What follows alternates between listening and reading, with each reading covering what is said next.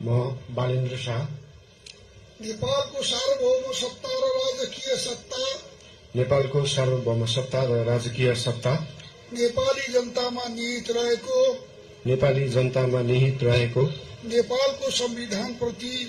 नेपालको संविधान प्रति पूर्ण वफादार रही सत्यनिष्ठापूर्वक प्रतिज्ञा गर्दै ईश्वर देश र जनताको नाममा शपथ लिन्छु कि प्रधानमन्त्री पदको जिम्मेवारी प्रचलित कानूनको पालना गरी मुलुक र जनताको भलो चिताई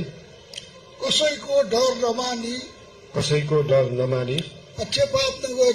पक्षपात नगरी पूर्वाग्रह वा खराब भावना नलिई ईमानदारीका साथ गर्नेछु र आफ्नो कर्तव्य पालनको सिलसिलामा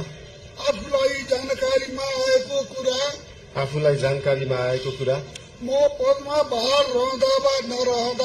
म पदमा बहाल रहँदा वा नरहँदा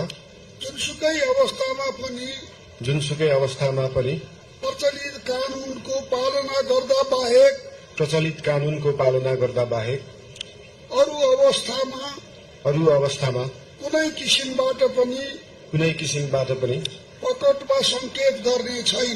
प्रकट वा संकेत गर्ने छैन। धन्यवाद।